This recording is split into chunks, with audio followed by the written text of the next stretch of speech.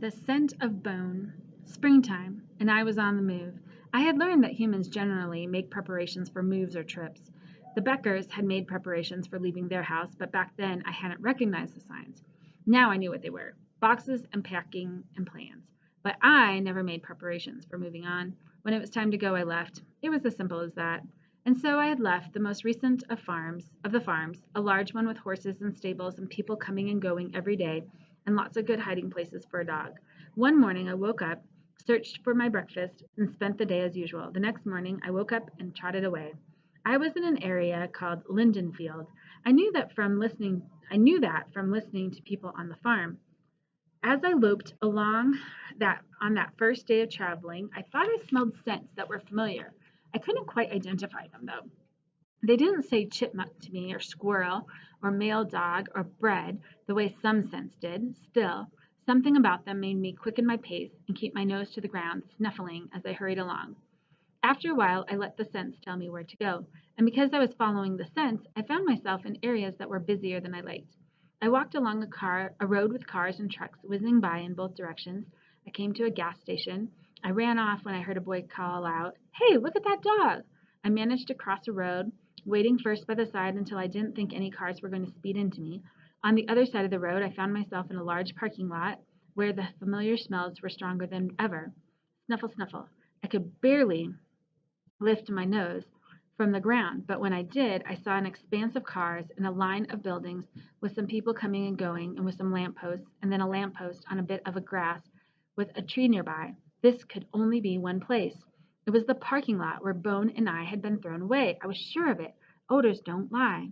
I was excited. I sniffed all over the lot, not caring if anyone saw me.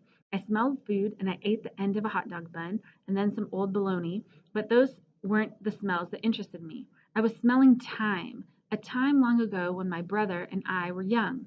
And I was smelling place, the last place in which I had seen my brother.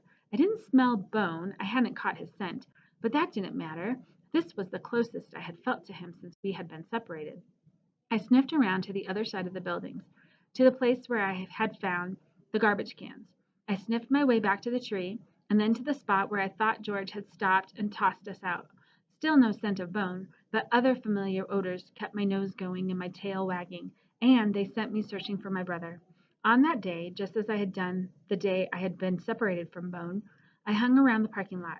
I wasn't as small as I had been then, and I didn't want to be noticed, but I was smarter about staying out of sight and about not attracting attention to myself.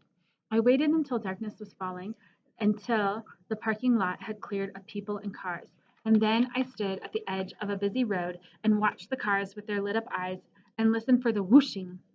When the whooshing stopped, I ran across the road, ran back to my old woods. And here were the smells of my first winter alone. I nosed around, but I spent only one night in the woods. There was no scent of Bone, so no need to stay. In the morning I set out. Although I had spent the last few summers roaming woods and fields and coming to the edges of towns, now I carefully investigated places with human dwellings. I found streets like the side streets in Claremont, but longer and with more houses on them. During the day, I watched these houses from hiding places. At night, I inspected them more closely. No Bone. I found a long street that reminded me of the one Marcy and George lived on, but I didn't think it was theirs. It was lined with houses, and I could tell that lots of dogs lived on the street. There were signs of dogs, leashes and bowls and toys in the yards, and excrement too in some places, and scent of dogs. And I saw several dogs on runs or peeking over fences, but no Bone. I wandered on and found another neighborhood. I nosed into garages. I sniffed up and down the streets at night. I even sniffed around doorways and porches if the dark houses were dark. No Bone. I began to search houses that were farther out in the country, in the woods and hills. I explored sheds and porches. I investigated country stores. I searched while the moon changed and the days lengthened, then began to shorten. I searched until I felt a chill in the air. Some of the odors were still familiar now, but not as strongly so as the ones I smelled at the beginning of the summer. I wasn't sure where I was anymore. I didn't know how far I had walked, and I hadn't found Bone. So I moved on. It was time to find another farm for the winter, and that's exactly what I did. Winter came and went. Spring arrived, then another winter, then another spring, another winter, another spring, and finally another winter, and I had become an old dog. I was an old dog with black fur beginning to turn white, a filmy eye, bad hearing in one ear, and very achy bones in the shoulder and leg I had broken when I was young. I was weak too, and when this newest winter arrived, it was the coldest and stormiest one I could remember.